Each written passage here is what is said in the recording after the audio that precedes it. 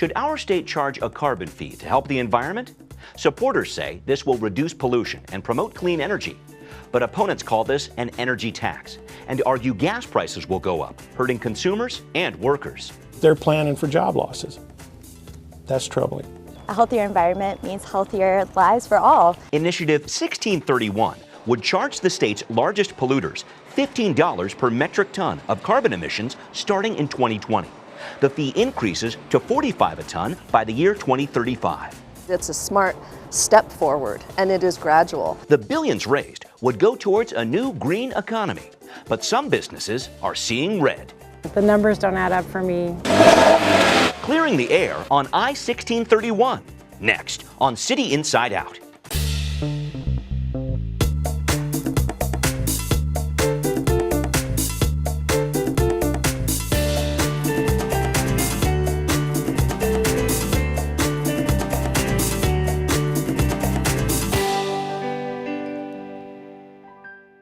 Welcome to this edition of City Inside Out. I'm your host, Brian Callan.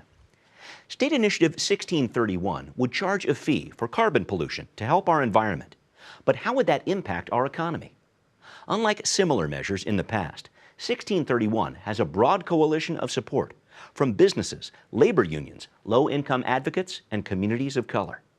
But the measure is up against a no campaign supported by millions of dollars from major oil companies, leading to a battle over climate change already heating up your fall ballot.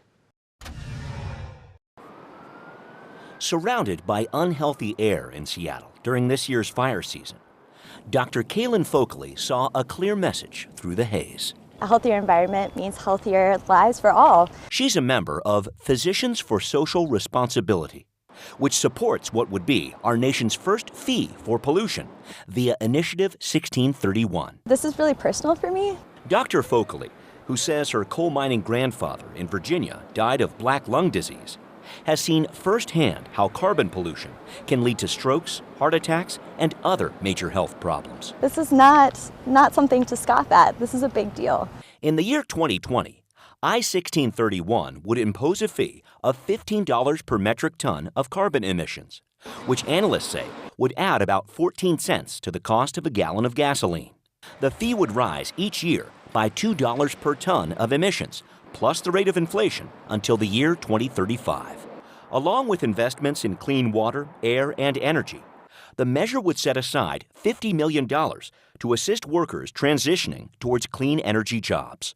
It would be able to provide a little bit more support for those most affected in other industries, providing them not only health support, but also kind of socioeconomic support as they try to find new opportunities. That's my concern. They're planning for job losses because they know they're coming. Billy Wallace, with the Washington and Northern Idaho District Council of Laborers, says 98% of the workers he represents have to drive to get to construction sites like this. They have to go where the work is at and where it's at, and they're going to be the ones that's paying this gas tax. Wallace is also concerned about why some businesses who definitely impact our carbon footprint would not be subject to I-1631 if it passes. We have 8 of the top 12 polluters in the state of Washington that are getting exempt. Plus, Wallace is worried about the Public Oversight Board 1631 would create, appointed by the governor, not elected, part of what he sees as a lack of accountability for a dangerous plan. We want there to be a transition, a bridge to the future, and get off of carbon-based fuels. That's not a problem. We want to go there. This does not do that. Those folks who are most highly impacted by climate change were at the table designing this policy. McBroom, with the Washington chapter of the Nature Conservancy, says, after 2016's failed I-732 carbon tax measure, major industries, advocates for communities of color, and most union groups have come together to support 1631. The majority of the labor community is with us, and that is because they see this as the future of jobs in Washington. McBroom says the investments from 1631 would create 40,000 green jobs in our state. And as for the Oversight Board, she points out Olympia already has more than 200 such boards and committees, dealing with everything from workforce training to conservation. We are replicating a very good model that already exists in state government, and we're taking the politics out of decision making. McBroom says some large concrete and steel plants are exempt from 1631 to keep jobs here. But the vast majority of the state's polluters, she says, will be covered. McBroom says the most important thing to know is who's poured nearly $16 million into the No campaign as of mid-September. The opposition is 99% funded by Big Oil. And Big Oil is concerned about this measure because they know they are the ones that are creating the pollution. I appreciate that they are putting money into this because it is going to hit the hardest working people in Washington state. It's going to hit their pocketbooks the hardest. Rosella Mosby is co-owner of Mosby Farms in Black Diamond, a 350-acre business providing specialty vegetables throughout the Northwest. I think farmers are the ultimate environmentalists. While diesel fuel is exempt from the I-1631 fee, she's worried that a higher price on gas for her workers or local small businesses who come here could have a significant impact. Local agriculture is important because it supports the economy from the soil up. And as for 1631's promises of new jobs and less pollution, Rosella says it doesn't add up. I don't think 1631 is the guarantee that we'll get results. State action on climate right now cannot be more crucial. But in a state now suing the federal government over clean air standards, the lines are clearly drawn in a battle over a sustainable future for our physical and financial health. I think 1631 will bring us to that future that will be good for our communities and good for our kids. This is going to hurt statewide. And joining us to discuss this issue further, we have with us Aiko Shaefer. She is from the advocacy group Front and Centered in support of the measure. Aiko, good to have you. Thank you. And also we have with us Tom Geiger with United Food and Commercial Workers UFCW 21, also in support. Tom, good to have you too. Thanks. And here we go with Dana Bieber. She's the spokesperson for No on 1631. Dana, thanks for being here. Thanks for the opportunity. And finally, Lee Newgent. He is former executive secretary of the State Building and Construction Trades Council, speaking in opposition as well. Thank you all for joining me here. I'm going to leap right into it here with you, Aiko. We had a coin flip before the show. You're going to be speaking first. Tell us about Front and Centered a little bit and why you support 1631. Sure. Front and Centered is a new coalition. It brings together communities across the state that are highly impacted by pollution. And we are involved in this initiative because, Brian, we have a pollution problem, and it's only getting worse. And it impacts our health, it impacts our economy, it impacts our lives. And so we came together with doctors and nurses and environmentalists and workers and business and created Initiative 1631. And it's the largest coalition we've ever had in the state of Washington, and that speaks to both the importance of this issue and that 1631 is the right approach. So it's an opportunity for us to both reduce pollution, but also invest in solutions that will give us cleaner air. It'll provide cleaner alternatives and more affordable alternatives and create jobs at the same time. Okay, thank you very much for that. Dana, you're going to speak for the opposition. Go ahead. Right, thank you. Appreciate the opportunity to be here. You know, I think there's one thing we can all agree upon at this table, and that's that climate change is a serious issue and it deserves a serious response. But unfortunately, that's where 1631 fails us. This unfair energy tax will raise $2.3 billion, and it will force Washington families and consumers to pay higher prices for the cost of gasoline and heating oil and electricity. And meanwhile, it exempts actually the largest polluters in our state. And it lacks the accountability that we all deserve for something like this. For example, there's no requirement in 1631 that it actually reduce greenhouse gases. There's no public oversight of the unelected board. And when we're talking about something so as important as climate change, we have to get it right. You know, I'm a mother of 3 children. I believe it is our responsibility to preserve and protect the environment. But unfortunately, 1631 fails us because it's costly, ineffective, and unfair. You raised a few different issues there that we're going to break apart in just a bit. Tom, let me try this one on you to start with. This message here about opponents of 1631, like Dana would say, this would create essentially a regressive tax for workers out there. When refineries pay this added pollution fee, it'd be passed on to us with higher gas prices, energy prices too. Workers who have to drive to the job site would get hammered here. Small businesses would get hammered too. I know that your labor union supports 1631, but some labor groups do not. Help me out with your message to working people on this. Well, we are one of the largest labor unions in Washington State, UFCW, 21 over 46,000 members. The majority of labor groups in the state actually are in support of 1631. I think for a bunch of different reasons, different labor groups.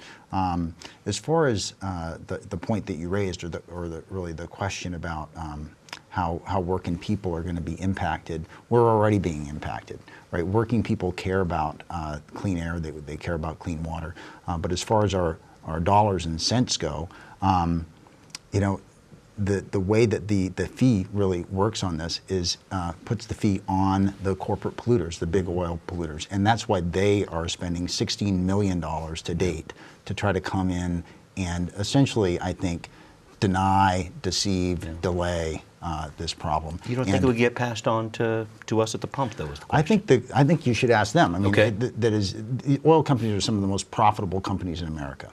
And if there's a fee put on them, if they choose to pass that on, so be it. But that's not for me to decide. I think they can decide that. It's really a question of credibility to me. And if they're claiming that they care about working people, then they should probably act differently. Okay. When we have worked on minimum wage, when we've worked on paid sick leave, when we've worked on marriage equality, many issues that help working people, never has the oil industry been there aligned with us pushing forward on that. So it seems a little convenient for them right now to care about working people's pocketbooks. Fair enough. Lee, let me jump to you here. The yes side says 1631 would create 40,000 new green jobs out there, so that would help improve the environment and the economy. How do you respond to that?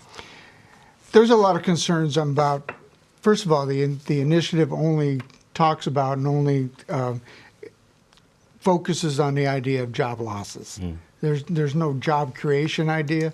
When we talk about green jobs and the evolution of the work industry, especially in construction, those are jobs that already are established, and they just evolve as the trade becomes, as we went from steam power to hydroelectric to nuclear. So those jobs were already doing all of the wind towers, we're already doing most of the solar on the West Coast. So those kind of issues are already happening. It's not something that actually gets created, because they just bring back the focus that this initiative only addresses job losses in the language of it. Okay.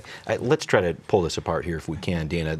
I know that, excuse me, let me come to you on this one, Aiko. Sure. I think a lot of people in the no camp have some concerns about how this transition might happen between old jobs that would be lost, new jobs that would be created here. I mean, there is $50 million set aside with 1631, if it does pass, that would go towards those families that might be affected by job loss. Help us with that dynamic there. When it comes to jobs, how does this work, I guess? How would 1631 work?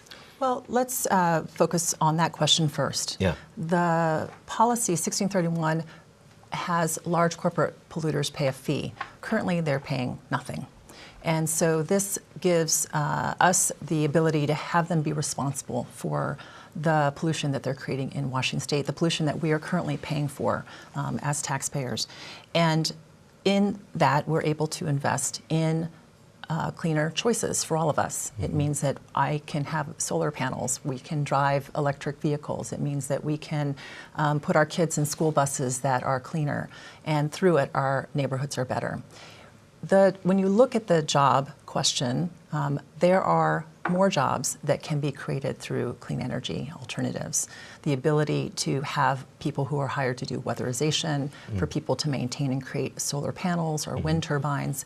And the opportunity is there for us to be able to do that. The research and the work that we've seen confirms that number of significant job creation.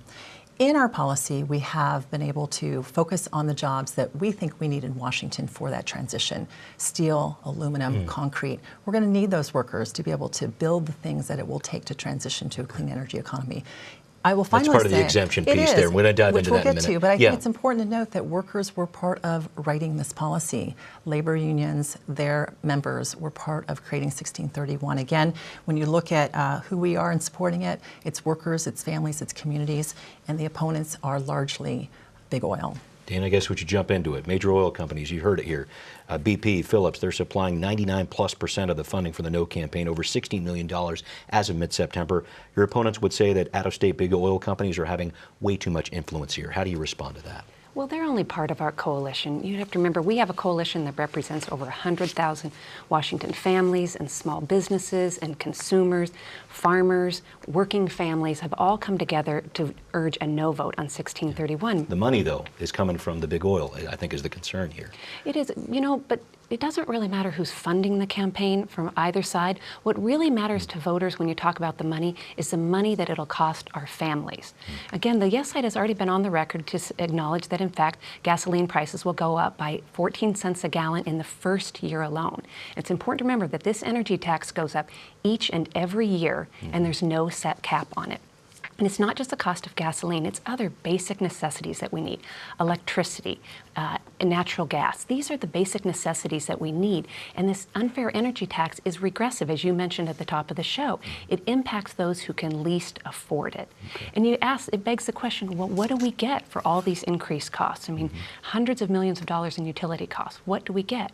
Well, we don't know, because unfortunately this is so poorly drafted that there's no specified spending plan, and there lacks the accountability and some assurances that we would actually have an effective policy. Aiko had a few points you wanted to raise here, please. I did, absolutely. Who funds an initiative absolutely matters. The oil industry has spent decades and years working to stymie any effort in the state of Washington for us to be able to curb pollution. This past summer, what we experienced is getting worse, and it's time for us to do something about that. And in their effort to deny us the ability to create a solution, they lie, they're deceitful, and putting forward information that is not correct for voters. This is an important opportunity where the largest coalition in the state of Washington has come together because we need to do something about this. We are supporting this work. So it's important for your viewers to understand that who is behind it, and especially an entity that's making record-breaking profits right now, and who stands to benefit from our dependence on their product, absolutely matters. I want to make sure that I pull aside one point here, and Tom, maybe you can answer this. I know some other big businesses that are out there, like Boeing, pulp mills, steel and concrete manufacturers, they put out a lot of pollution. They've been exempted from 1631. I don't know if that makes a lot of sense to a lot of people. Why is that the case? Well, there's 2 points. One is the opposition continues to repeat falsehood, this 8 out of 10 being exempt. 8 out of 12, I believe, is what they were saying. 8 out of 12. The point is it's false, it's ridiculous, they know it's false. Both the Seattle Times and King 5 have both run stories recently debunking that story. So, I mean, it's really a red herring at best, if anything. I don't really know what to say beyond that on that point.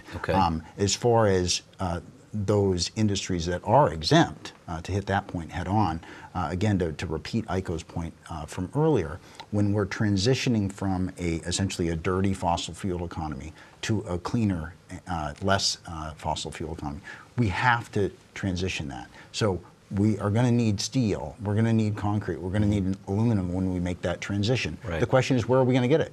Do we want to shut those industries down in Washington State and import that from a foreign country? Or do we want to protect those jobs here and keep that industry here? And then the coal plants that are really the exemptions there, those 2 coal plants are already on the path to shut down. So to say they're exempt is really a ridiculous point. Okay. Lee, I want to make sure I dovetail off what Tom was saying here a little bit. This idea of protecting some jobs out there almost sounds like something you might support. Help me out with this whole idea. So it's the idea where its actual costing is going to go, and greenhouse gases are a huge part of this, so they are exempted from it. So there's not a misinformation, there's no red herring that the industries are exempted from having to pay their fair share. I personally think they should pay their fair share. What we come down to is our workforce, building trades, construction, other types of manufacturing, they're going to do their actual commute that they already do. They're driving an hour and a half. They're driving 2 hours one way to get to these plants, and they're taking the burden of the gas tax for getting to their work to feed their family, while they're working in a plant that's a billion-dollar plant that's exempted from paying the same tax. So it's simplistic on that side. It's just the cost of who's going to pay. And the oversight, I just put in context here. When we passed the transportation package, Washington State Department Transportation package, it was 10 cents a gallon. But it produced $16 billion of construction work, infrastructure work out of that same taxing. So that taxing capacity has oversight by Washington State, has oversight by the legislator where the oversight should be. I agree, climate change is the biggest thing we will face. I've seen it in Antarctica and other places that I've personally worked. But this is not the plan that's going to address that. It needs to be in the legislature, and it needs to be Let me tackle that oversight issue, and maybe Dana I can bring in here. This whole idea that somehow 1631 is not accountable. What has been set up here is a public oversight board. And I think the yes side would tell you this. Having this type of board would try to take the politics out of the situation. That's the line I've heard there. And also, there are 230 some odd boards and commissions like that in our state. It's been used before. It's a tried and true practice for this type of thing. Help me out with that. Why do you say it's unaccountable when our state's used this for many, many years, this type of setup? Well, the fundamental problem with it is this is a 15-member board that are political appointees, and they do not report to the legislature. They only simply confer with the governor and update legislative leaders. But there's no public accountability to them because they're not elected. And I think when they're tasked with spending $2.3 billion in the first 5 years alone, there ought to be some accountability for how they spend their money. And in fact, in 1631, you have to remember, there's no specified spending plan. This unelected board can spend the money on anything they choose. And that includes spending the money on projects and programs that don't even have an effect on greenhouse gases. There's not the requirement for that. And it's equally troubling, there's not a requirement that greenhouse gases are actually reduced. It lacks the accountability. It's why our former state auditor, Brian Sontag, is urging a no vote, because it lacks the accountability that voters deserve. Aiko, tackle this accountability issue for me, please. Absolutely, happy to. I think you hit it on the head by saying that this is not an unusual way that work is done. And the opportunity that we have in doing those types of boards is that you are able to take, we're able to talk with scientists and health professionals and workers and people in the community about what are your great ideas. Let's be innovative. Let's come forward together on things that we can do. And through it, we're able to have accountability, transparency, and they work. The reason why the oil industry doesn't like it is because it means they can't control it. And that's why they oppose this initiative, and that's why they oppose that provision.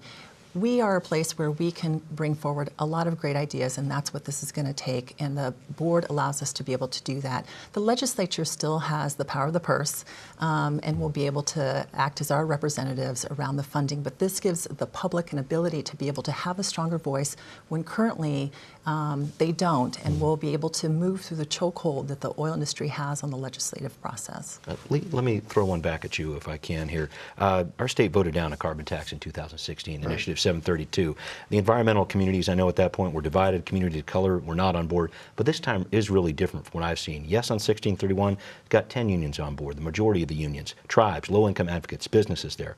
What does it say to you that such a broad coalition is supporting this bill this time? I think we focus on the broad coalition that is opposed, which is 15 different construction trade unions, 4 different building trades councils. So there's a big support there, but it just comes back to me. The reason I'm here, reason I'm on this campaign at all, is because the average person is getting taxed on their gas 14 cents in the first year, and that's an impact on the lowest income people that can least afford it. So that's why I'm involved with this from the beginning. The second part of that, this is, you're never going to remove the politics from this issue or any other issue if you're generating tax money. The reason it's a fee instead of a tax is how it can be allocated. So you don't, like Dana had said earlier, the funding that is raised does not need to be spent in a pre-approved plan. It's just an open-ended. It does need to be directed towards certain. Help me out with time. So it's actually just the opposite. If it were a general tax, then the problem is that the legislature, which has been essentially either hand behind their back or self-inflicted, not raising the revenue that they need to raise to meet the demands of the state of Washington. So they will dip their ladle into this bucket of money to pay for other things, versus a fee by law very strictly says, look, the fee that is raised needs to go to address the purpose why that fee was money was raised. And then, you know, we talked a lot about, well, it seems like there's some people for it and some things. So I don't know if you brought a list of, so look at this. This is all of the people, all the organizations, businesses, labor unions, environmental groups, faith communities, all sorts of folks here in Washington State. And go by that kind of quick because we're on a quick show. Okay, the sure, point is, yeah. you can go to 1631's, Yes and 1631's website and see all of those groups that are for it. Okay. And I'd ask people to go to the No Campaign's website and see the supposed list of people that are opposed to it. All it says at the bottom is who paid for it, the big out-of-state Okay. oil companies. We are so close to the end of our show. I hope you can work out your refutation and closing statement there. Aiko, first to you with a closing statement. Well, I was going to pass to Tom to make that closing Okay, statement. sorry, Tom, go ahead. Yeah, I would just say in a positive way, to get out of the costs for just a second and talk about, well, what is it that we're getting, right? So the people in the state of Washington want clean air, they want clean water, they want a healthy future, they want better jobs, cleaner jobs, and that's what we get with Initiative 1631. In particular for Seattle voters, which is what the Seattle Channel is really targeted for. I think it's one of the few examples on the ballot in 2018 where voters in our area, we don't have big congressional races, we don't have big gubernatorial races this year, that sort of thing. But what we do have a chance is to step up and be a leader in the nation on things that we have led before on, like minimum wage and paid sick leave. We can lead the nation, and the eyes of the nation are watching us lead for a clean air, clean energy economy for the future. Thank you very much. Dana, you get the last word. I can give you a minute. Great. Thank you. Appreciate the opportunity to be here. This is a serious issue, and it deserves a serious response. And like I said, this is anything but a serious response. This is an unfair energy tax that has a regressive nature, hurting those who can least afford it. It's $2.3 billion in the first year alone, and we don't even know what we get for that because this unelected board that has no real accountability can spend the money any way they choose. They've written it that way. And that's why this broad coalition of farmers, small businesses, consumers, scientists, working families have come together to urge a no vote because the measure is filled with exemptions. They say they're going after the largest polluters, but what they don't tell you is they've exempted the largest polluters. What that does is put the cost burden squarely on the shoulders of working family and small business. And that's why our coalition has come together to urge a no vote. Thank you all for your time, and we will be right back. The cleaner the air, the better it is for everyone. We need to do all that we can for our environment, but I also am concerned about money. I would need more information on where the money's going that they're going to raise from it. Protect the environment. We'd like to know what you think. Send us an email at contact@seattlechannel.org or find us on Facebook and Twitter and give us your feedback. Before we close today, it's time for our weekly CIO poll. Do you plan to support a new pollution fee? Yes, no, or are you undecided? We want to know what you think. Cast your vote and send us your comments at our website, seattlechannel.org/cityinsideout. While you're there, you can watch our programs online anytime. Coming up next week, Policing the Police. Initiative 940 would require officers to minimize their use of deadly force through more training. But the measure is controversial because it also would make it easier to prosecute police involved in fatal shootings. We hear from both sides next time on City Inside Out. I hope you join us.